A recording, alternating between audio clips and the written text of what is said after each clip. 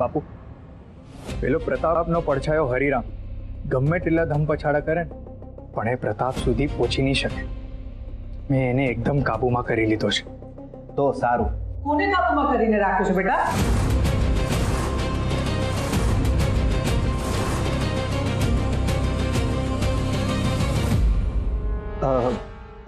ના ના, એટલે હું જરા કુંવરને સમજાવતો હતો કે લગ્ન પછી જવાબદારીઓ ઘણી વધી જાય છે, એટલે ગુસ્સાને કાબુમાં કરવો જોઈએ. એને કોણ? હા હા માસી, અને મેં પણ બાપુને ખાતરી આપી છે કે મેં હવે ગુસ્સા પર કાબુ કરી લીધો છે. બરાબર સલાહ આપીને મેં. એકદમ સાચી વાત કીધી તમે. ગંગાવો ઘરમાં આવશે ને એટલે આ કહળ આપોઆપ ઠરેલ અને ઠાવકો થઈ જશે. જોશો ને કડબા? હા હા, એકદમ સાચું. અરે કહળ બેટા, ચાલ, કાલની ઘણી બધી તૈયારીઓ કરવાની બાકી છે. ગંગાવોને લઈ આવવાના છે ને કાલે ઘરમાં.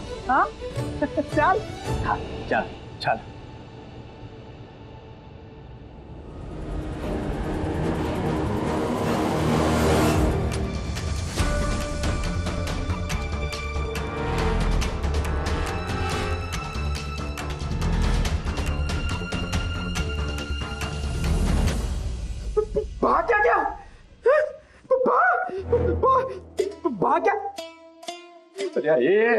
આપણા ભા ક્યાં ગુમ થઈ ગયા છે અને તું શાંતિથી બેઠો છે? એ હોય ત્યારે ક્યાં બેસવા મળે? એ બેસવા વાળી આપણા ભાને પેલો કહળ ક્યાં ઉપાડીને લઈ ગયો છે અને તું અહીં ખુશ થાય છે? આપણા ભા બહુ જ મુસીબતમાં છે. ઉભો થા અને ભાને શોધી લાવ ધાર કાઢીને. તો પછી ભાને એકલા મૂકીને ભાગી કેમ ગયા? એ વધારે મોઢું નહીં ચલાવા. તારે મેં જે જોયું ને એ જોઈને મને એવું લાગ્યું કે મારે બીજી મદદની જરૂર છે. ચાલ ચાલ પ્રતાપ.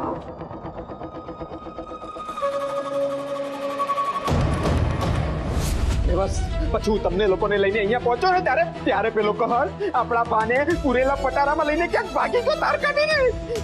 ક્યાં ભાગ્યો? ક્યાં શોધું બાને ક્યાં શોધું? બાને ક્યાં શોધું? ચાલો.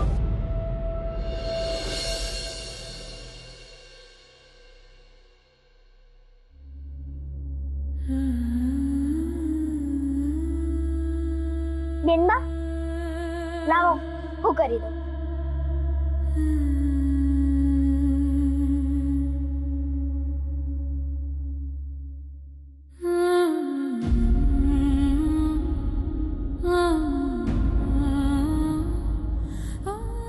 બેટા, તું તારા લગ્ન જીવનમાં ખૂબ ખૂબ ખુશ રહે. આ બાપના એ જ આશીર્વાદ છે.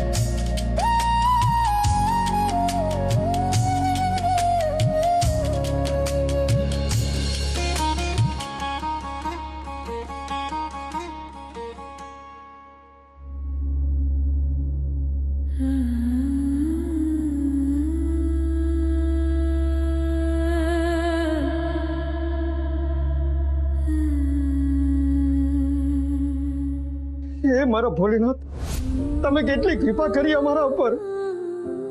કાળસંગ જેવો સમજદાર જમાઈ આપ્યો અમને. બેનબા, આટલું બધું શું વિચારો છો? પાનકી, પાનકી, તારા બાપુને પત્ર લખવો છે. લખીશ?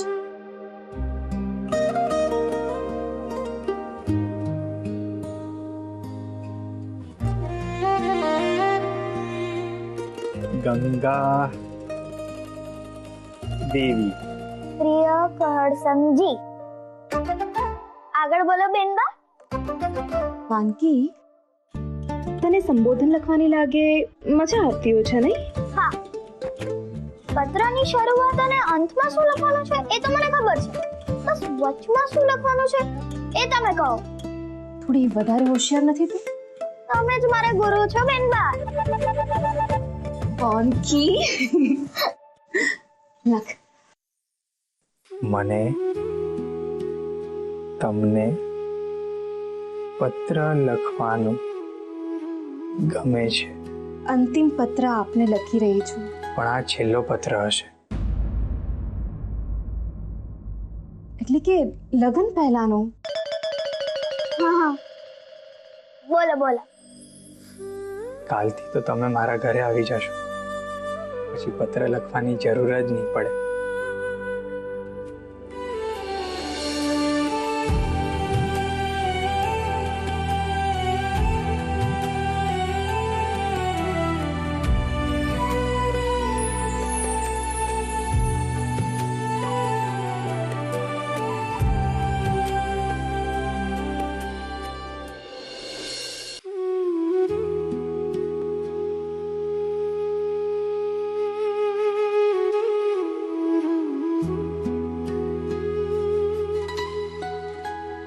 લગ્ન પછી પત્ર ના લખાય એવું કોણે કહ્યું? પછી પત્ર શું કામ? તમે સામે જશો તો જે કેવું હશે એ તમને જ કહીશ ને.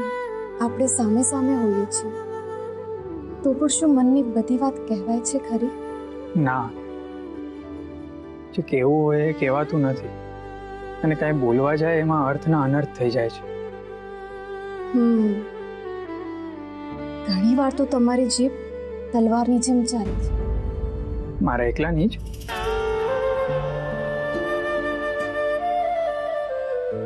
બસ ગુસ્સો જ કરતા આવડે છે, પણ સારી વાતો કરતા આવડતું જ નથી, નહીં? તમે પોતાની જાતને કેટલું સારી રીતે ઓળખો છો. અરે, હું તમારા વિશે કહું છું. આ કેવું છે ને, તમે જે મારા વિશે બોલ્યા એ મને તમારા વિશે લાગ્યું. શું આ જ હશે એકાકાર થવાની શરૂઆત?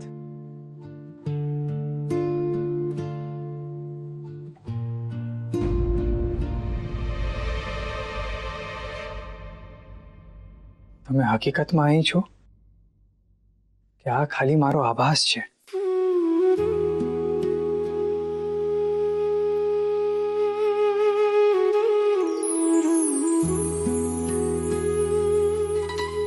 તમે અહીં આ સમય?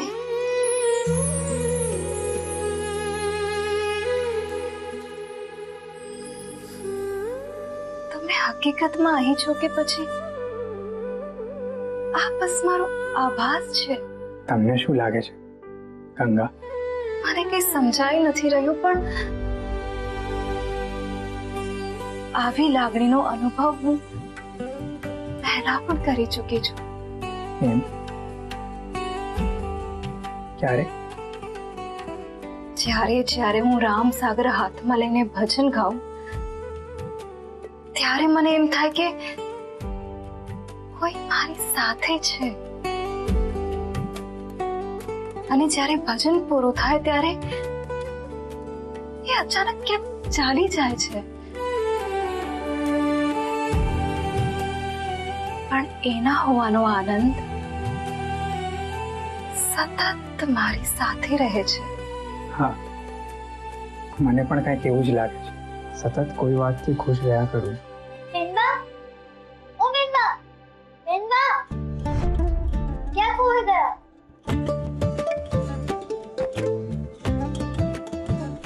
તમે જે કીધું એ તો મેં લખી જ દીધું છે. હવે કઈ આગળ લખવાનું છે? લખી દઉં. તમારી ગંગા.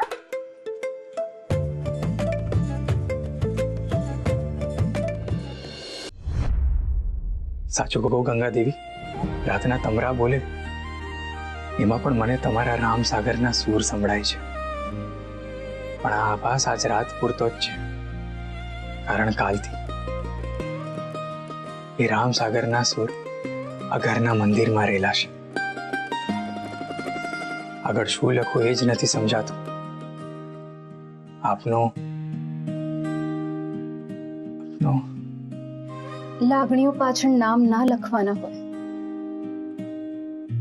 જેનું નામ છે એનો નાશ છે, પણ લાગણી તો અવિનાશી છે.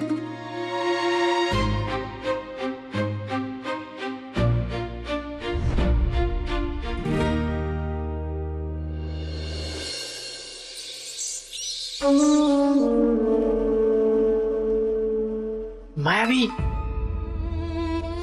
માયાવી,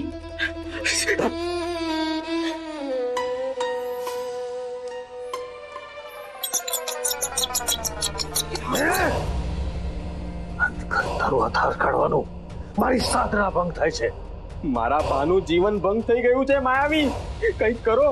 મારા બાની બરાબરની ધાર નીકળી ગઈ છે. ના, તમે લોકો મારા કોઈ કામના નથી. હું શું કામ મારી શક્તિ તમારા પર પકડ? માયાવી, તમે ભૂલી ગયા કે તમે જ કીધું તું ને કે શિકાર માટે તીર, કામઠું અને સિંહ 3 જણાની જરૂર છે. હા, મને યાદ છે. તો એટલે હું છું તીર, બા છે કામઠું અને તમે છો સિંહ. અચ્છા, એટલે હું શિકાર એમ? ઓ બાપા, ખોટું ઉદાહરણ અપાય છે ધાર કાઢીને. તમે સમજી જાઓ ને. અચ્છા, તો હવે તું મને સમજાવશે હરિરામ. માયાવી, હમણાં જ આ અસ્ત્રાની ધાર કાઢી છે ને, એટલે હું બરાબર સમજી ગયો છું. કોઈ અદ્રશ્ય શક્તિ છે જે આ લોકોને લગ્ન માટે મદદ કરી રહી છે.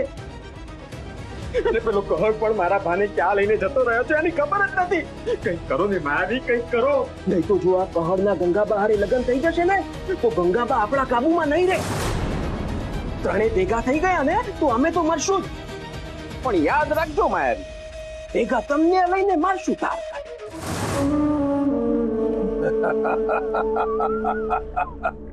એ મને મરવાની બીક નથી. આ તો ત્રણેય ભેગા ના થાય એવી મારી કલિરાજની આજ્ઞા છે.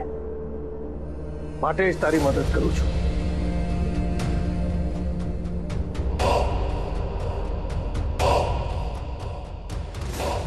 ઓમ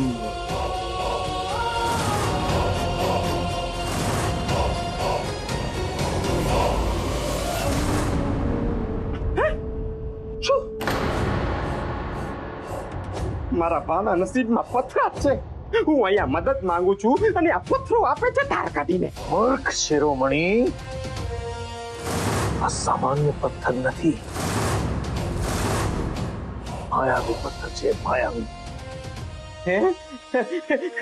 આ ઘસું તો અપ્સરા નીકળે ધાર કાઢીને. આ પથ્થર તને પ્રતાપસિંહ પાસે લઈ જશે. મારા બા પથ્થરમાં છે ધાર કાઢીને. બા, બા, તમે આ શું કર્યું? તમે આ પથ્થરની અંદર કેમ ઘૂસી ગયા ધાર કાઢીને? હરીને શું કરશે તમારા વગર? અરે ચૂપ! આ પથ્થર તને તારા ભાની હાજરી ક્યાં છે એ બતાડી દેશે. એ કેવી રીતે? તું આ પથ્થર લઈને જા અને પ્રતાપસિંહને શોધ. અને જો એ આસપાસ હશે તો આ પથ્થર ચમકવા છે. જેમ જેમ તું એની પાસે જઈશ આનો પ્રકાશ વધશે.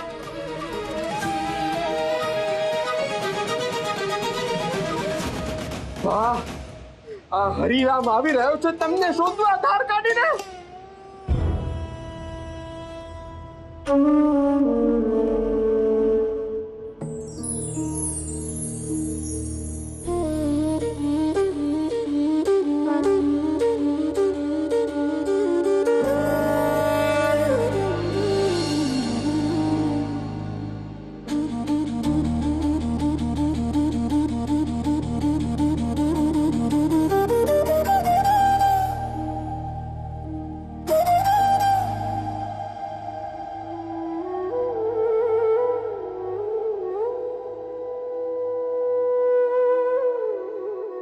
રાણીબા, હવે તમારે હારે જવાનું.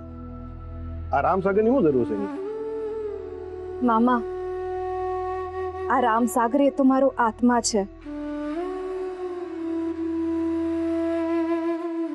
જો આ મારી પાસે ના હોય ને તો એવું લાગે કે કોઈ મારું અંગત મારાથી દૂર ચાલી ગયું છે. તો ઠીક છે. ગંગાબેનબા, એક વાતનો સાચો જવાબ આપજો. જો તમારે કહળ બાપુના ઘરે કોઈ એક જ વસ્તુ લઈ જવાની હોય તો તમે શું લઈ જાઓ? આ રામસાગર કે મને?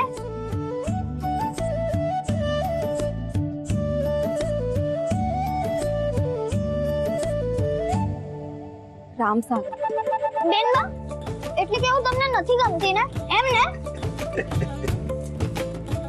અરે નાના પાનકી, જો હું તને આવવાની ના કહું તો પણ તું આવવાની જ ને. આ રામસાગર આવું કરી શકે નહીં ને? એટલે કે મારી ગમતી બંને વસ્તુઓ મારી પાસે આવી જશે. બહુ ચાલાક હો બેનબા. બેનમાં કોની છું?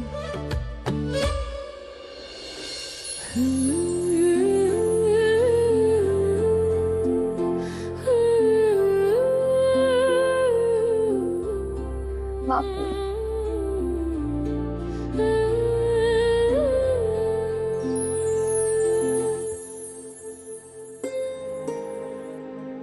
ભાતી, બેટા બધી તૈયારીઓ થઈ ગઈ છે ને? હા બાપ, બધી જ તૈયારીઓ થઈ ગઈ છે.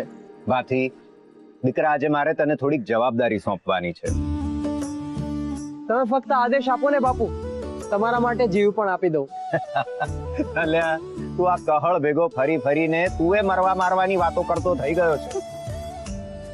આજે તારે ગંગા બહુના ભાઈ બનવાનું છે.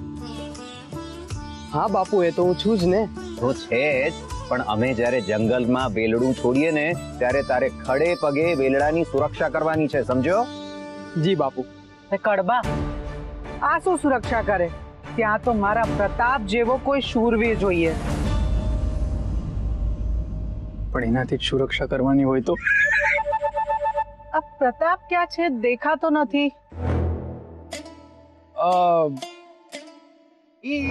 એ પેલો કાઠી ઘોડો લેવા ગયો છે. એ બાનું આપી દીધેલું, પણ ઘોડો આવ્યો નહોતો એટલે જાતે જ લેવા દોડ્યો. એ હા, મેં કેટલો વાર્યો. મેં કીધું ભાઈ મારે ઘોડે નથી ચડવું, પણ માને તો પ્રતાપ છે નો. જોયું? મારો પ્રતાપ કેટલો ખુશ છે. અરે કહળના લગન ટાણે ખરે ટાઈમે લેવા ગયો છે ઘોડો. હરિરામ ક્યાં છે કે દેખાતો નથી? એ પણ એની હારે જ ગયો છે ઘોડો લેવા માટે. હા, ઘોડા સાથે ગધેડો તો જોયો ને. આવો બધા જઈએ હવે. ચાલો ચાલ.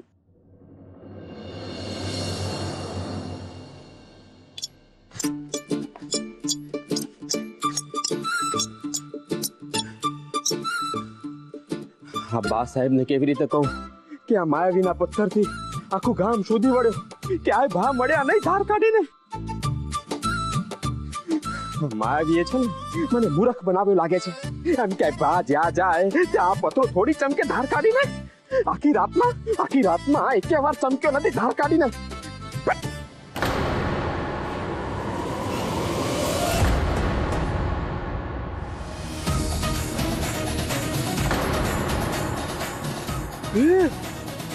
ચમક્યો.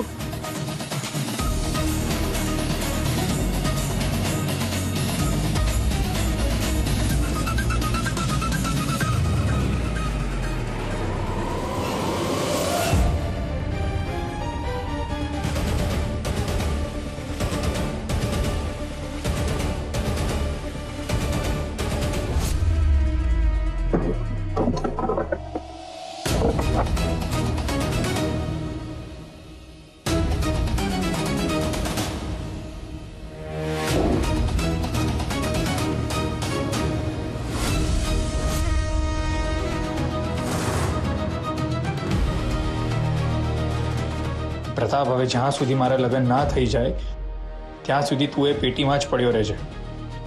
એકવાર મારા લગ્ન થશે પછી તને દયા ખાઈને છોડી મૂકીશ, પણ ત્યાં સુધી તારું છૂટવું અશક્ય છે.